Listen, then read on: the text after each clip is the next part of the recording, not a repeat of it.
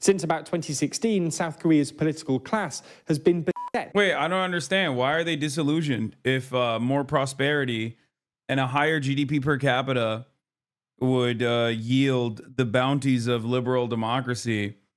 How come these South Koreans are so entitled and so mad? It doesn't make any sense to me. I don't understand. Why are they so ungrateful?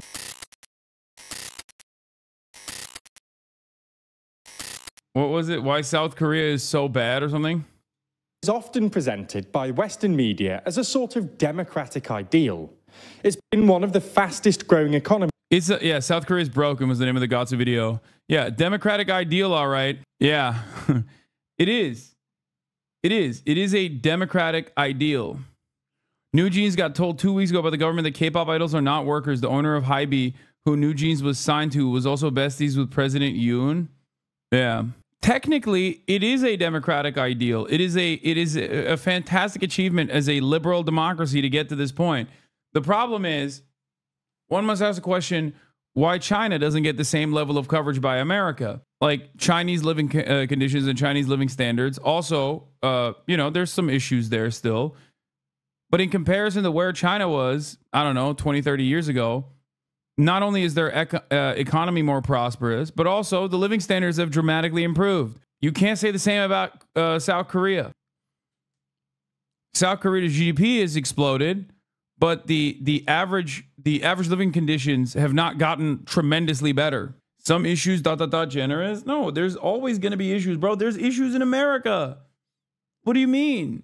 I'm not saying that like a state is going to be devoid of any sort of problems. Okay, of course, there's still going to be issues. Here's the GDP per capita.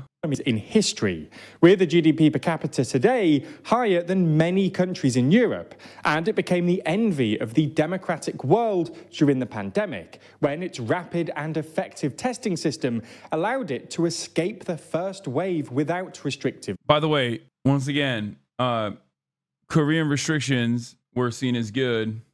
Other countries not so good. Lockdowns. However, inside South Korea, the perception is quite different. The two main parties have been beset by scandal and infighting, and incumbent President Yoon Suk-yeol has one of the lowest approval ratings in the world. So in this video, we're going to have a look at South Korea's economic miracle, how it became a democracy, and what's gone wrong recently. Before we start, if you haven't already, please consider subscribing and ringing the bell to stay in the loop and be notified when we release new videos. So let's start with a bit of context, because the story of South Korea's post-war development is really quite remarkable. In the 50s, after the Korean War, South Korea was appallingly poor.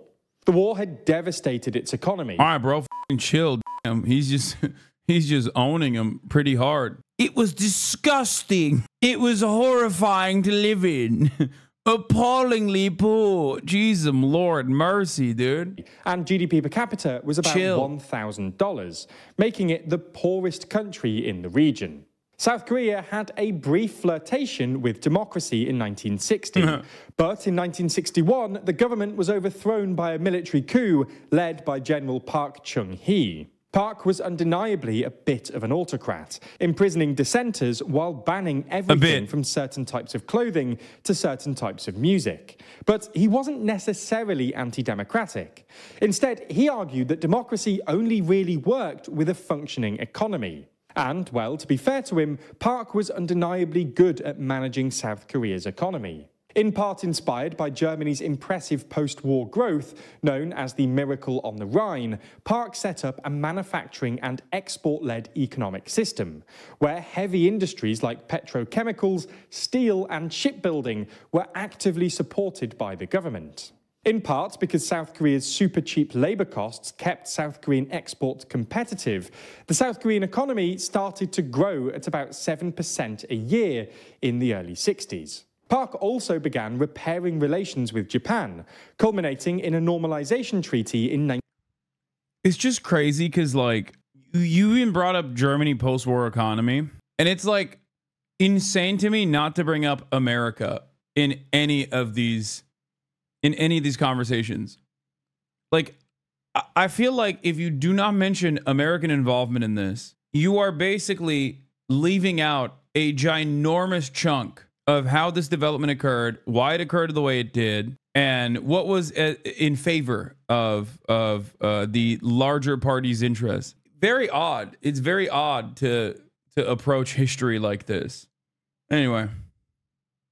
1965 and supported America during the Vietnam War, who returned the favor by sending hundreds of millions of dollars in foreign aid to South Korea. The Americans successfully pressured Park into holding elections in 1963 by threatening to withdraw aid after Park announced his intention to continue with military. Oh, so America's intervention only came at that point. Pause, Goblin? No, I'm not. Chat. Do you mean? What are we talking about?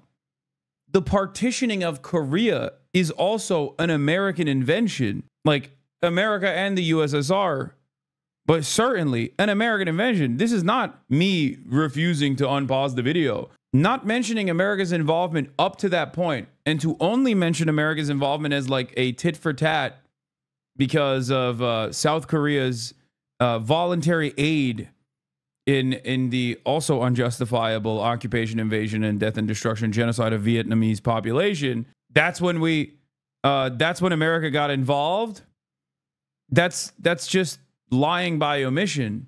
Oh, only then did we urge South Korea to have democratic elections. It's crazy. It's not me being a pause goblin. I'm saying that every step of the way up until this moment, America was involved directly. Also simultaneously talking about like these brutal military regimes as though they were simply somewhat authoritarian is also like you never get that kind of coverage from like Stalin, for example. And I wouldn't even talk about Stalin like that. You know what I mean? I wouldn't be like, oh, he was like somewhat of an authoritarian. Rule for another 4 years. But Park won the election anyway. Under Park's stewardship, the South Korean economy continued its rapid growth for the next 15 years or so, growing at an average rate of about 10% until 1980, and Park was re-elected in 1967 and 1971. South Korea's GDP per capita essentially quadrupled between 1960 and 1980, and commentators started talking about the miracle on the Han to describe South Korea. Park was assassinated in 1979, but successive South Korean governments continued his export-led economic program, and South Korea continued to grow rapidly, reaching a GDP per capita of around $17,000 by the end of the 20th century. What makes South Korea's economic story even more impressive is that it avoided the so-called middle-income trap. Essentially, many developing countries have been able to stimulate rapid economic growth by focusing on manufacturing and exports, but they often get stuck at a GDP per capita of about $15,000, because as wages rise, their exports get less competitive and they struggle to develop their high-value industries. South Korea was able to maintain its rapid growth into the 21st century by nurturing its technology sector and reorienting its manufacturing sector towards more advanced manufacturers like electronics and semiconductors.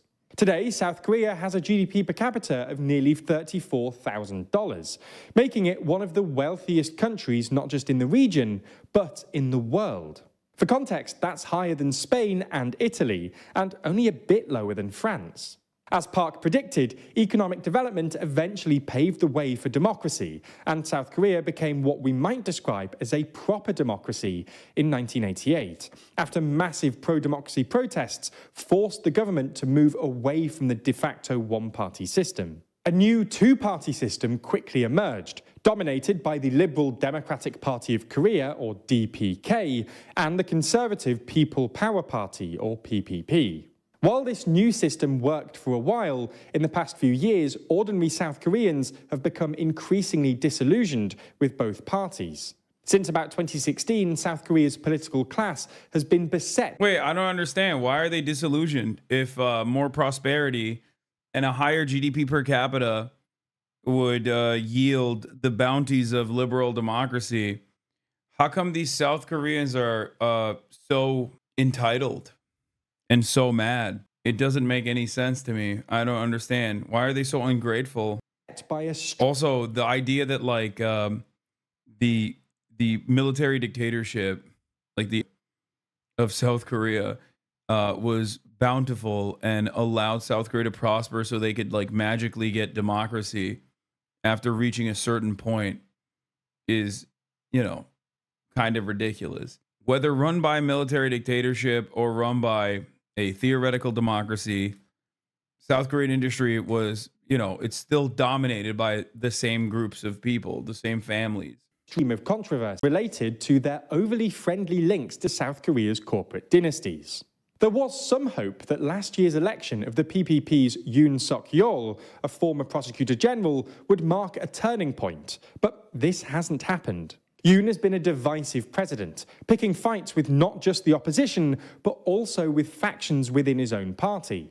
Despite promising big tent government, Yoon has marginalised other figures within his party and refused to cooperate with the DPK, who have a majority in South Korea's legislative chamber.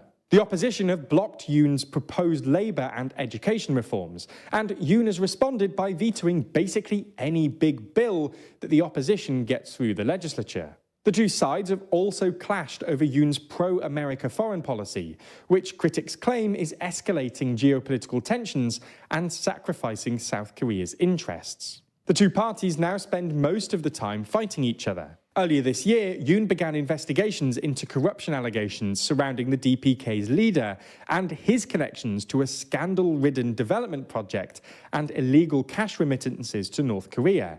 And in retaliation, the DPK called for investigations into Yoon's wife, who hit the headlines last year for allegedly plagiarizing some of her academic work and manipulating stock prices. Fucking nerd country, bro. I swear to God. Yo. I get why he's a wife guy, though, like low key. I mean, that's crazy. This is like the hotness disparity. I've never seen hotness disparity like this outside of Eastern European nations. This is some Russian ass bullshit right here. OK, this is like the most Russian ass hotness disparity I've ever done seen. I did not know Korea operated like that. OK, this is straight up like, you know, the classic Eastern European, like the most ogreish looking man with like the sexiest wife. And he treats her like shit. How is she 52? It's called plastic surgery, dog. What do you mean? AOE damage? Okay, well, that was intentional. Someone said 52% plastic. The parties took things up a notch last week when the DPK-controlled legislature passed a motion urging Yoon to sack his prime minister for incompetence, which Yoon ignored, and the government approved an arrest warrant for the DPK leader. This infighting and partisan deadlock has prevented the government from actually addressing the various crises affecting South Korea, in part because South Korea has the lowest fertility rate in the world. Its economy has slowed and public finances are showing signs of strain. There are echoes of what happened to Japan in the 90s. Houses are unaffordably expensive, having doubled in price since 2008, and household debt is now over 100% of GDP, compared with 58% in Germany and 79% in America. South Korea is also suffering from a youth unemployment crisis, especially amongst graduates, and in 2020, the IMF warned that South Korea was one crisis away from a Japan-style recession.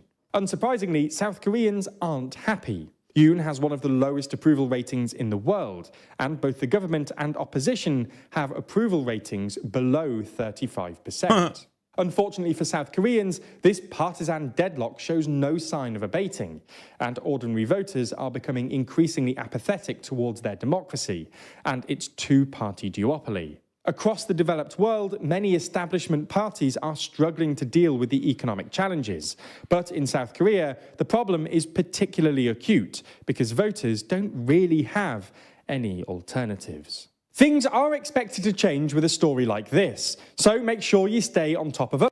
Yeah, it did. Yeah, this was a year ago. And by God, did things change. Yeah, they went from a one-party autocracy to a two-party duopoly. The point is, it doesn't matter. One-party autocracy, two-party duopoly, it doesn't fucking matter.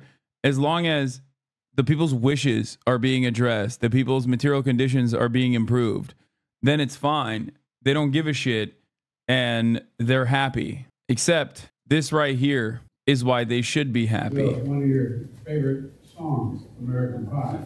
When I was going to school, it was one of my favorite songs. Well, we wanted to hear you sing it. It's been a while, but... Come on, man. You got to give old Korean uncle a microphone. He's going to sing, okay? He's going to sing. It's catnip. It's like Austin. A long, long time ago, I remember how the music used to make me smile. I always had my chance that I could make those people that be happy for a while. I said, you only made me sugar, really paper I deliver. Bad news on the doorstep. I couldn't put one more step. Where the bodies will bright, something touched me deep inside. The day, the music. I understand that you like the guitar as well. The fellow who wrote that song is American Pie. So he wanted you to have his signed guitar.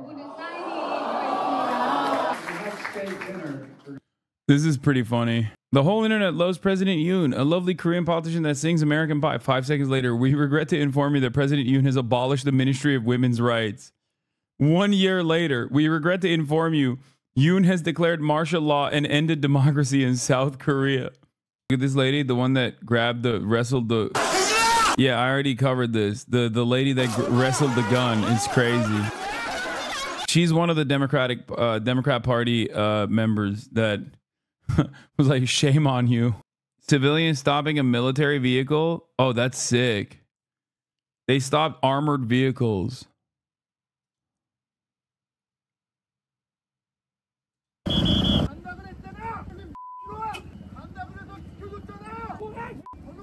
I can't believe you're celebrating the Korean January 6th. I mean, this isn't entirely like January 6th. It's like, oh, this was funny too.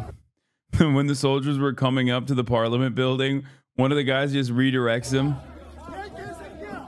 He just flips him, dude. This is amazing. He just goes, nope. Motherfucker didn't even put his phone down, dude. He literally has a phone in one hand. He just went, whoop. Yeah, get rotated, idiot. And then the old man comes in and is like, no, no, no, no, stop. Dude, that's awesome. This is the one thing with forced conscription, your whole population is basic training. I think you guys overvalue that a lot, okay? I don't think it works like that. Especially because you forget that I come from a country where there is a mandatory draft, and it's kind of not like that. I don't think it works that way. Like these people are not all fucking incredible fighters, okay? That's like something that you've made up in your mind. I wouldn't even say the American military is comprised of incredible fighters either. The Special Forces unit there is tough. There is though. What?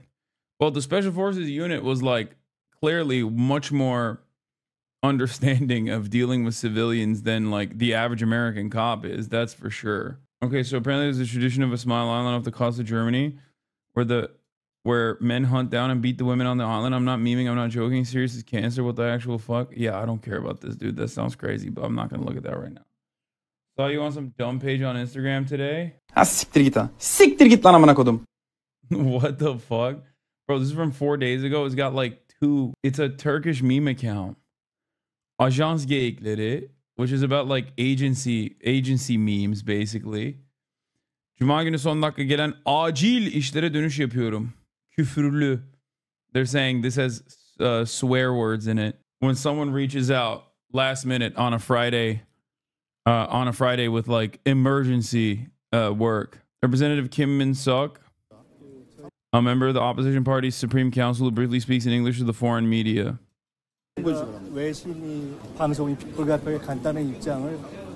Bro, Korean's got the sickest glasses though. Always. Korean Koreans and the Japanese, like they got the coolest glasses always. Their glass tech is out of control. Decent suits too. 문으로 할 테니까 좀 이해해 주시기 바랍니다. 크게. On December 3rd, 2024, at 10:27 p.m., President Yoon Suk-yeol declared martial law. This declaration is illegal and constitutes a criminal act directly violating the Constitution and other laws. It is essentially a coup d'etat. The current political and social situation does not meet the criteria of a time when it is necessary to respond to military needs or maintain public order in wartime or a similar national emergency as outlined in Article 77 of the Constitution. Therefore, the emergency martial law is invalid and illegal, and the president should be held accountable. Additionally, martial law is procedurally invalid as there was no cabinet meeting, which is required by... Yeah, we gotta abide by the norms. Don't worry, incels are still the dumbest fuckers you know. English translation: the reaction of a Korean man after watching the news about the declaration of martial law. I apologize in advance for writing something that might come across as sexist in the situation. But seriously, what kind of behavior is this? How could an ordinary citizen, a woman who has probably never even handled a gun, try to take a soldier's weapon out of a sense of justice? Okay, we're going crazy now. We're finding like Korean forums to dunk on random Korean incels, all right? They're getting dunked on already by having to live in Korea in the dire economic circumstances that they have to exist under. What the fuck? Moldovan Mama Liga? Am I being like botted or something? Why are chatters themselves like, it's a raid, mate? Who raided? Oh, we got a raid. You are getting a Romanian raid. Wait, what the fuck? Why do other content creators in Romania know Moldovan Mama Liga? Why does the biggest Romanian leftist political streamer know who the fuck one of my random chatters is?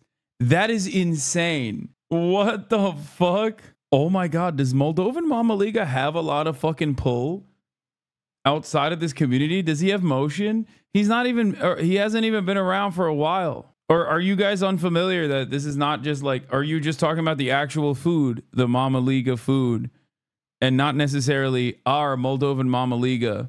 Fayar, who rated as a 32-month sub? Hell yeah. He does not. We just saw the clips of you saying Moldovan Mama Liga. Oh, okay. So he has no motion.